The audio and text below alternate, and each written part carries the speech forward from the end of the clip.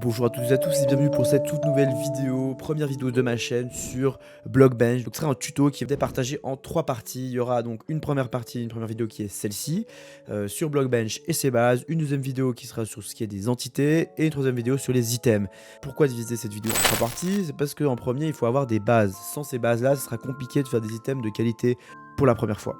Pourquoi diviser en une partie entité et une partie item? C'est parce que ce ne sera pas du tout le même procédé qu'on va devoir utiliser pour faire une entité ou pour faire un item.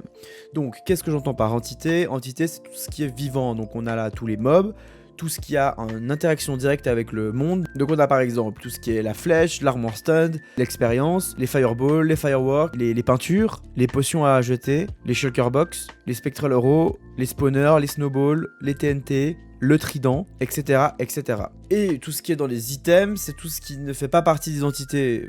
Tout ce qui est la hache, les pioches, les épées, tout ce qui est utilisé pour combattre, ou les armures, ça, ce ne sont pas des entités. Et il faut savoir du coup que la façon, le procédé n'est pas du tout le même. Et on va voir ça du coup dans les autres vidéos. Mais ce qu'il faut que vous soyez au courant, c'est qu'il y a certains mobs ou certaines entités qui sont à la fois un item et à la fois une entité. On a par exemple le trident, le bateau aussi. Les blocs qui tombent, c'est-à-dire que les blocs de sable qui tombent sont d'une entité. Qu'est-ce qu'on va utiliser comme logiciel? Alors, le logiciel, ça va être Blockbench, comme vous pouvez vous en douter. On peut aussi en utiliser d'autres. Tous les logiciels de modélisation 3D peuvent être utilisés, donc ça crée des fichiers en JSON ou en GEM. Mais ce qu'il faut savoir, c'est que l'avantage d'utiliser Blockbench plutôt qu'en autre logiciel, c'est que Blockbench va en fait vous faire un fichier qui sera extrêmement compact et qui sera beaucoup plus performant qu'en autre logiciel. Donc il y aura des choses qu'on ne va pas pouvoir faire, par exemple des ronds parfaits, ce ne sera pas faisable. Mais pourquoi? Justement pour avoir quelque chose qui soit non seulement le plus en lien avec Minecraft, mais qui soit aussi le plus performant possible. Alors on se retrouve du coup dans notre logiciel, donc vous avez juste à l'installer. Une fois que vous allez l'installer, il vous suffira de le lancer. Pour ce faire, il vous suffit d'aller sur internet. Vous allez dans internet, vous tapez Blockbench, hop là, de toute façon il y aura le lien dans la description, vous allez dans Blockbench, hop là, vous arrivez, vous cliquez sur Download, et vous téléchargez Windows, Linux ou Mac, dépend de ce que vous avez. Vous pouvez télécharger la version portable ou la version qui s'installe automatiquement. L'avantage de la version portable, c'est que vous pouvez la mettre directement sur une clé USB, c'est ce qui est l'avantage, alors que la version d'installation, elle s'installe normalement. Vous pouvez aussi l'utiliser sur tablette, ordinateur ou sur téléphone. C'est très important à noter, c'est-à-dire que vous pouvez aussi faire de la modélisation 3D sur téléphone. Voilà. Donc une fois que vous avez téléchargé, tac, vous installez le truc, je vais pas vous montrer comment installer, il n'y a rien de plus facile, vous double-cliquez sur le machin, vous installez. Une fois que vous avez installé, vous allez arriver ici. Donc c'est à quoi ça ressemble. Ce qu'il faut que vous soyez au courant, c'est que vous pouvez faire des modèles pour Bedrock, mais moi je vais vraiment traiter pour l'instant tout ce qui est du Java, donc pour Java, donc c'est-à-dire sur PC. Je ferai peut-être par la suite, si vous le voulez, des exemples pour Bedrock, mais pour l'instant ça sera sur du Java. Alors, qu'est-ce qu'il faut que vous soyez au courant? Premièrement, on va prendre quelque chose de basique, donc je vais prendre en Java Block Item. Je ne vais pas commencer à aller dans les détails de si c'est une entité ou un item, c'est pas très important pour l'instant, c'est juste pour vous expliquer les grands détails. Donc là, pour le coup, c'est donc pour un item. Donc je vais mettre le nom de mon fichier, ça c'est pas très important, mais imaginons par exemple que j'ai envie de faire, je sais pas moi, par exemple les Ender Pearls. Les Ender Pearls, qui sont actuellement en kunai de Minato, moi je vais les refaire mais en 3D. Histoire de rendre un peu plus stylé la chose. Du coup vous mettez le nom de votre fichier, parent modèle on s'en fout, et tout le reste on s'en fout. Vous mettez confirmer, voilà. Donc maintenant vous arrivez ici. Vous avez donc l'interface avec laquelle vous avez énormément travaillé. Donc maintenant ce que je vais faire, c'est que je vais vous expliquer vraiment toutes les choses importantes, tous les endroits importants que vous allez devoir utiliser. Donc qu'est-ce qu'il y a qu'est-ce que j'entends par chose importante? C'est par exemple dans File, vous avez donc la possibilité ici de créer un nouveau projet directement. Donc vous allez directement depuis ici, pas besoin de redémarrer l'application. Vous avez la possibilité de faire une nouvelle création, donc générique qui est pour des entités et Java qui est pour des items. On ne prendra pas part du reste. Un truc qu'il va falloir vous mettre dans la tête, c'est qu'il y a deux différents fichiers. Il y a le fichier BBB model, qui est donc le fichier Blockbench model. Donc c'est avec ça en fait que vous allez sauvegarder. Comme par exemple un fichier Photoshop.psd, vous pouvez sauvegarder avec Photoshop. Mais là pour le coup c'est le fichier .bbb model. Et nous, ce qu'on veut, ce n'est pas un fichier BBB model, une fois qu'on a besoin donc d'exporter le fichier, mais c'est un .json. Alors pour faire ça, quand vous aurez fini votre item, il ne faudra pas oublier d'aller dans exporter, donc voilà, importer pour apporter un autre objet. Et ensuite, on a tout ce qui est préférences et plugins que je reviendrai dans les autres vidéos. Alors, première chose à savoir, c'est que vous avez pas mal de contrôles que vous pouvez utiliser. Donc, premièrement, CTRL S pour sauver le fichier en .json et CTRL Alt S pour sauvegarder le projet. Voilà, très important à noter. Ensuite, on va dire quelque chose que je pense que vous avez déjà l'habitude d'utiliser, c'est CTRL Z ou CTRL Y. CTRL Z, ça va vous permettre de revenir en arrière sur quelque chose que vous avez fait. Donc, imaginons que vous transformez quelque chose, vous mettez un cube, vous supprimez quelque chose sans faire exprès, pas de panique, vous avez juste à appuyer sur CTRL Z. Dites-vous que cette surface-là, c'est une surface d'un bloc, donc c'est égal à un bloc dans Minecraft. Du coup, on a les 4 parties, c'est dans ces 4 parties-là que cette vidéo est séparée. Donc on aura la création, ensuite la modification et la création de l'objet en question, de l'item en question. Ensuite, la création de la texture, et pour finir, la mise en place de l'objet dans Minecraft. Ensuite, donc ce qu'on va faire, c'est qu'on va simplement commencer par ajouter un cube. Voilà. Vous créez un cube, vous allez avoir quelque chose qui va apparaître là. Maintenant, vous allez pouvoir essayer de voir, vous allez pouvoir tourner comme ça, mais vous allez dire, ouais, mais c'est pas pratique, je peux zoomer, comment je fais pour voir le truc? Alors, c'est très simple. Vous avez deux principales touches sur votre souris que vous allez souvent utiliser, ou plutôt 3 si on veut. La première, c'est votre clic gauche qui va vous permettre justement de bouger votre plan de travail de la sorte. Donc c'est à dire que ça va vous permettre de bouger comme ça. Vous pourrez tourner autour, mais vous n'avez pas la possibilité de faire des translations à l'horizontale ou à la verticale. Pour faire une translation horizontale verticale, c'est clic droit. Alors là, vous voyez, ça va vous permettre de déplacer comme ça. Et c'est là que ça va être intéressant, c'est que vous allez pouvoir vraiment aller où vous voulez. Et pour pouvoir gérer ça, il va juste falloir vous y habituer et vous entraîner. Voilà, donc maintenant que vous avez votre truc, vous avez votre petit bloc. Voilà, pour ce qui est de l'interaction, donc ce sera toujours de la sorte, il y aura toujours dans l'axe Y, dans l'axe X et dans l'axe Z. Donc c'est comme ça que ça fonctionne. Vous avez en bas à gauche les explications, donc là vous pouvez aussi bouger avec ça. Vous pouvez aussi bouger directement avec ça. Vous pouvez cliquer sur un des axes pour bloquer. Donc c'est-à-dire que par exemple là j'ai mon cube, je le bloque de ce côté-là. Je peux le faire la même chose avec la X, donc Y, donc là c'est par-dessus. Là c'est depuis le côté de l'axe X et là c'est depuis le côté de l'axe Y. Là par exemple je clique vers le bas, c'est en dessous. Voilà. Après je vous laisse un peu gérer la chose. Hop là par exemple là on voit qu'on est en dessous. Ça c'est assez pratique si par exemple vous avez besoin de faire quelque chose de précis et que vous n'avez pas envie de devoir essayer d'être exactement horizontal là. Tac, vous cliquez juste là, ils vous font la chose très très droite et c'est bien plus pratique. On a ensuite plusieurs petits boutons là-haut qui sont très très très importants. C'est ça en fait qui va vous permettre de faire énormément de choses. Première chose, donc c'est pour move. Voilà. Donc ça permet de move. Ensuite, V pour move. S qui est pour resize. Donc vous pouvez aussi cliquer ici où utiliser les raccourcis. S pour resize. Donc R pour rotate. Je vous explique juste après. P pour pivot tool. Et vertex snap. Je vous explique après. C'est X. Donc voilà. Ça, c'est les trucs les plus importants que vous allez utiliser. Maintenant, un concept qu'il faut que vous compreniez dans les cubes, c'est qu'en général, il dépend encore de si vous êtes en entité ou en item, les cubes ont tous un point en centre en pivot point, donc c'est un point de pivot. Ce point de pivot, c'est en fonction de ce point-là que la rotation, l'animation se fera. Donc par exemple, ici, on regarde, si on clique sur P ou qu'on clique directement là-haut en haut, donc sur P par exemple je clique, on voit que le point de pivot est vraiment pas du tout au même endroit que le cube. Donc ici par exemple maintenant j'aimerais amener mon point de pivot au même endroit que le cube, donc là on voit qu'il est ici. J'aimerais le mettre au milieu, donc qu'est-ce que je fais? Je fais CTRL, back, précision, hop là. Là il est plus ou moins au milieu, vous allez me dire ouais il est peut-être pas parfaitement au milieu. Alors on utilise l'option que je vous avais montré avant pour être pile au milieu. Et là il nous faut monter un petit peu en haut, voilà. Donc on n'est pas pile au milieu, c'est pas... Voilà, là on est au milieu, c'est bon. Maintenant ce qui va nous permettre de faire c'est que notre point de pivot de notre cube, on sélectionne, il est au milieu. Alors, il est au milieu, mais d'un point de vue en haut. Il faut toujours pas oublier que c'est en 3D, donc toujours vraiment bien regarder de tous les angles de vue, de l'angle X, de l'angle Y et de l'angle Z. C'est très important pour s'assurer toujours que vous fassiez la bonne manip. Voilà, donc là, on a un truc qui est plus ou moins au milieu. Si vous n'avez pas envie de vous embêter à mettre à chaque fois le point de pivot au centre, vous pouvez directement utiliser la touche qui est ici, qui est Center Pivot. Voilà.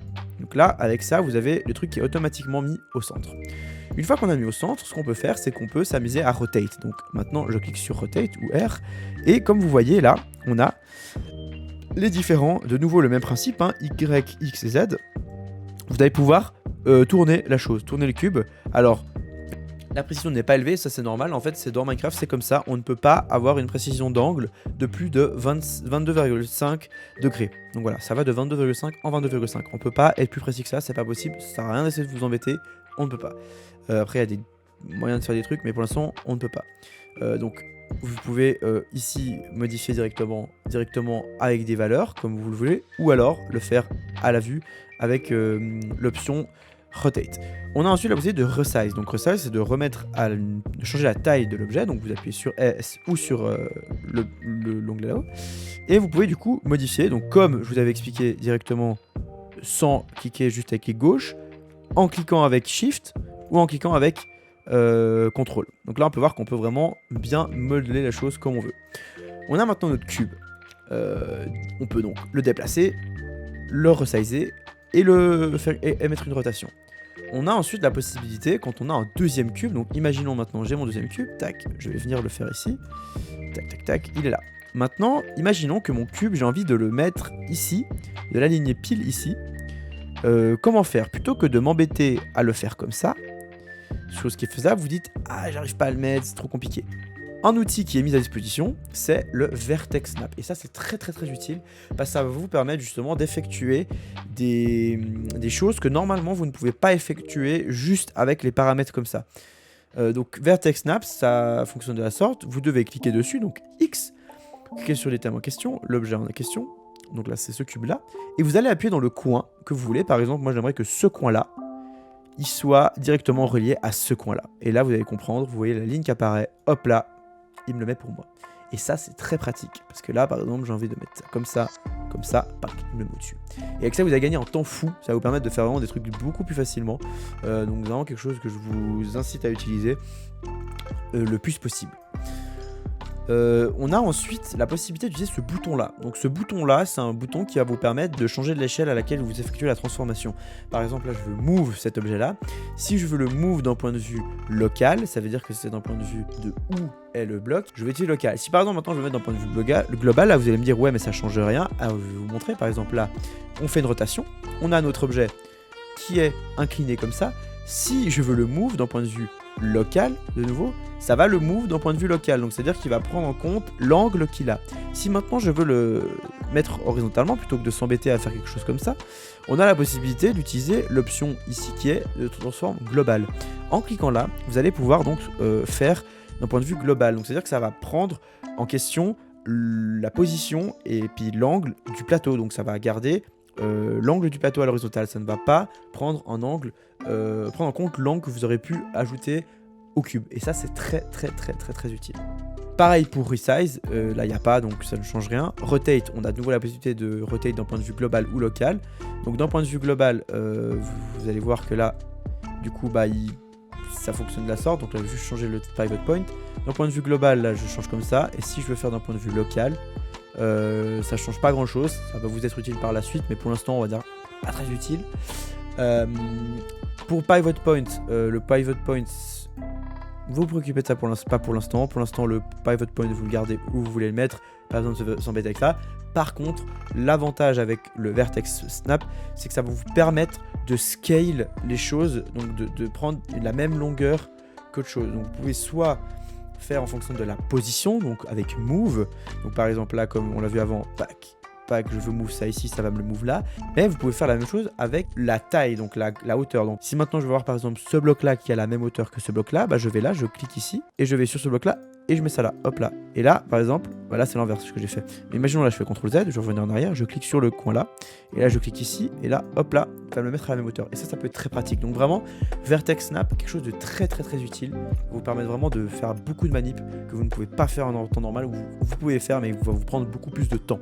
Donc vous allez pouvoir gagner énormément de temps. Hop là, donc maintenant, imaginons que vous avez fait votre figure, donc là moi j'ai fait vraiment quelque chose de basique.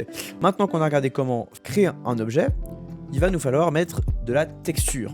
Donc là, il y a deux façons de faire qui s'offrent à vous. La première, c'est, je pense, la plus facile, on va dire, et la moins avec laquelle vous pourrez moins créer de choses, c'est directement d'utiliser les items mis en place.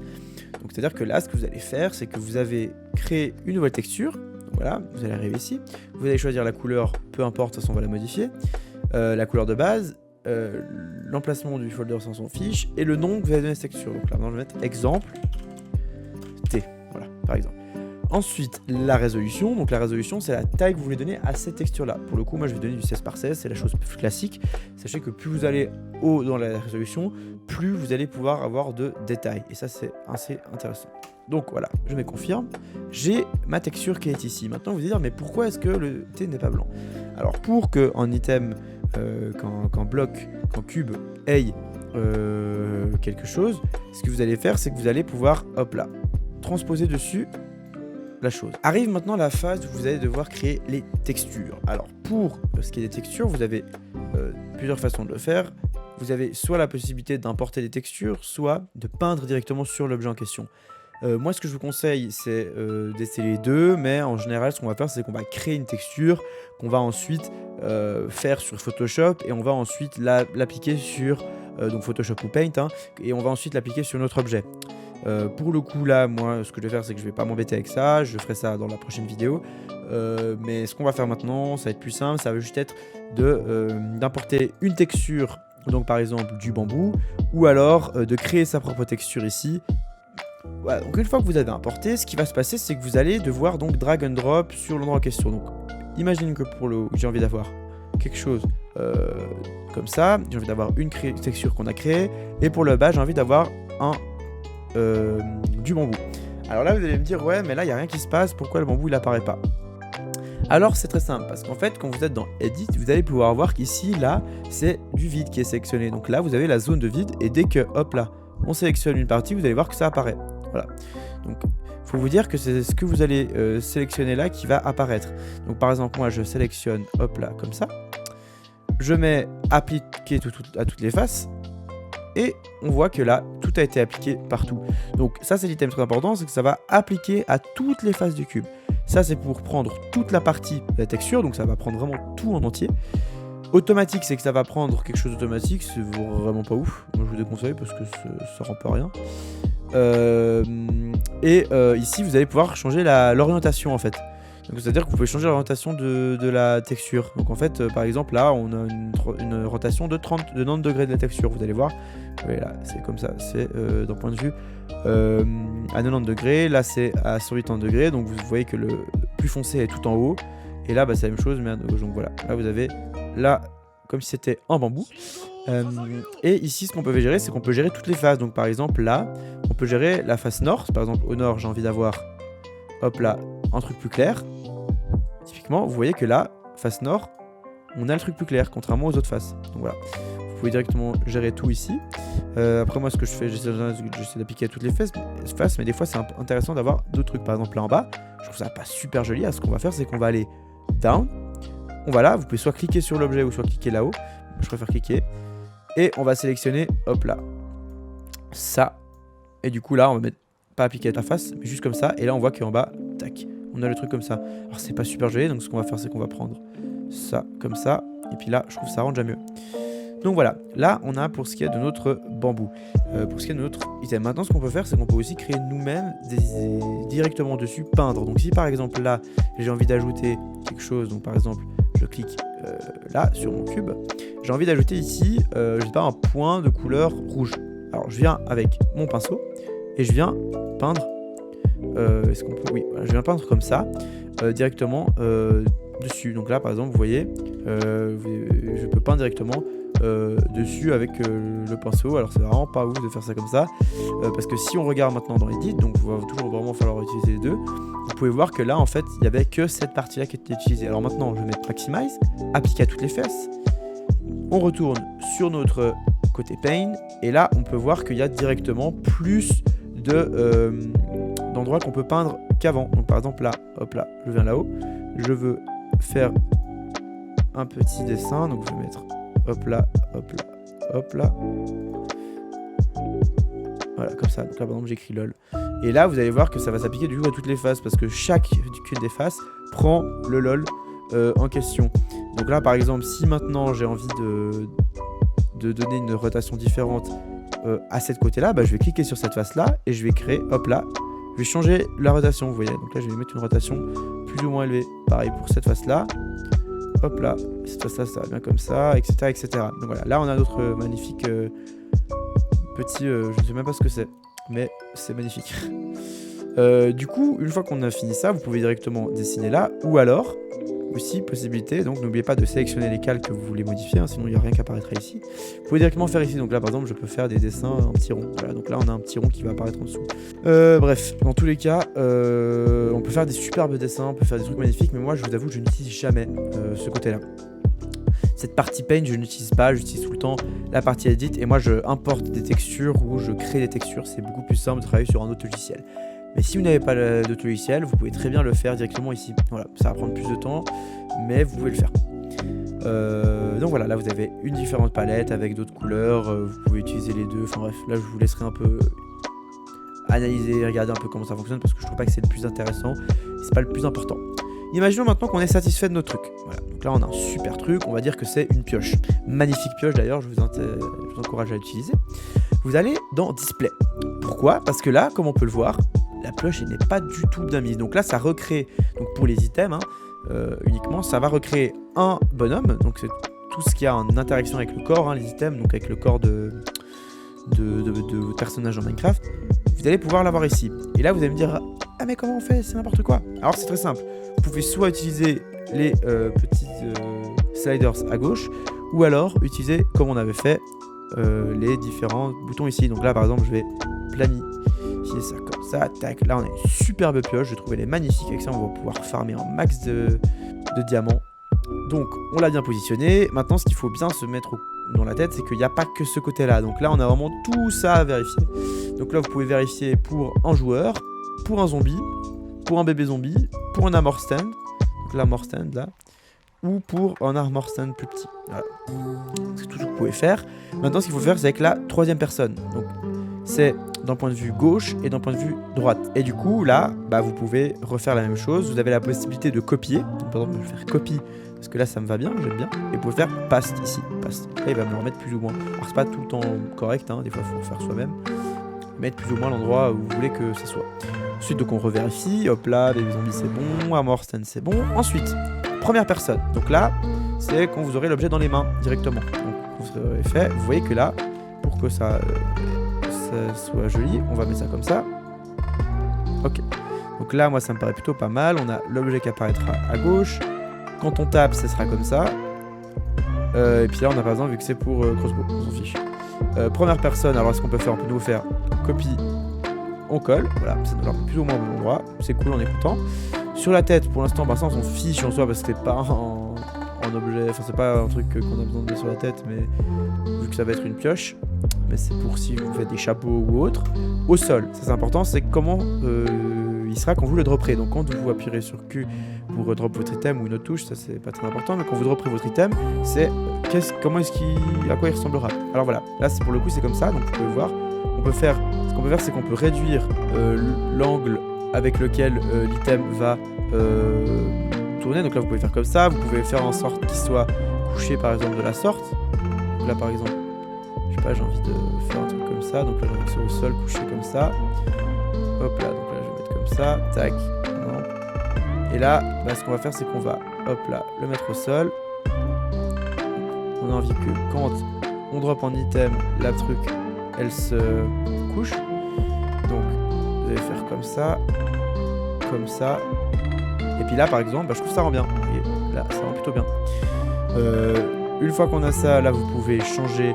Donc c'est toujours la même chose, c'est la rotation, la translation, et là c'est la scale. Donc par exemple si j'ai envie que l'item il soit plus gros ou plus petit, par exemple là voilà, j'ai envie que le truc soit énorme quand on le drop, vous pouvez le faire. Chose que non, pas besoin de faire, mais ça peut toujours être fait. C'est toujours intéressant à savoir. Et une fois qu'on a fait ça, on a dans l'item frame, donc il faut gérer comment est-ce que l'item apparaîtra dans un item frame. Donc moi, ce que je vous conseille c'est de faire en sorte qu'il soit un petit peu dedans, mais pas trop, au milieu. Voilà, là ça rend plutôt bien, donc là il sera dans l'item frame. Là ce qu'on peut faire si on veut que ça apparaisse mieux, on peut augmenter la taille, histoire que ça apparaisse plus grand, parce que sinon on le voit à peine. Donc là, hop là, on augmente la taille, là il est bien, il est dedans. Et ensuite il nous reste plus qu'à gérer le GUI, donc le GUI c'est quand l'item est dans votre inventaire. Hop là, je vais le faire. Quand l'item est dans votre inventaire, donc là, je remets ça normal. Quand l'item est dans votre inventaire, donc voilà, là ça ressemble à ça. Ce que j'aime bien faire de temps en temps, c'est donner un petit effet un peu en mode effet 3D, en mode il a un petit peu de côté. Donc là on met comme ça. Là ce qu'on peut faire c'est qu'on peut augmenter la taille histoire que on voit un peu mieux ce que c'est, parce qu'on voit pas forcément très bien. Ok, donc là on est bon. Hop là. Donc là on a notre magnifique pioche. On va essayer de la mettre un poil plus comme ça. Voilà. Là elle rend bien. Donc là on a notre pioche. Donc là vous pouvez voir dans tous les endroits de votre inventaire. Ce qu'il faut qu'on fasse maintenant c'est que hop là. Et une fois que vous avez fait ça, vous avez fini votre premier objet. Voilà, donc là je vous ai fait vraiment dans les grandes lignes comment est-ce que fonctionne le logiciel. Vous avez vraiment pu un peu voir tous les différents choses. On va maintenant regarder quelques plugins qui peuvent être intéressants à ajouter. Donc vous pouvez ajouter des plugins. Donc vous cliquez sur plugin là, donc dans File, plugin.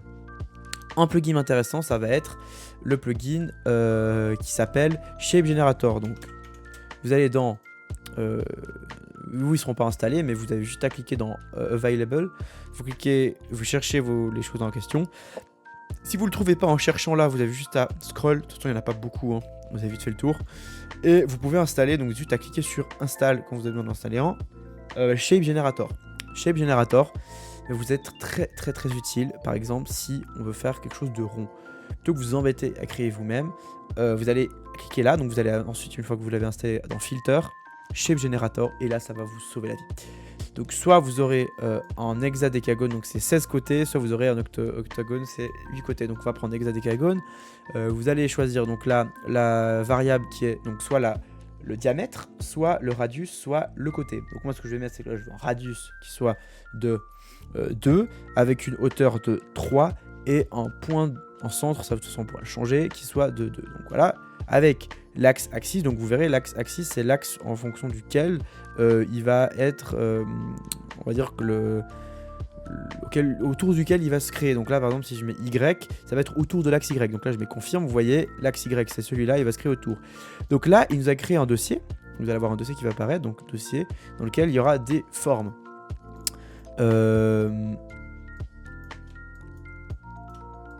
Hop là.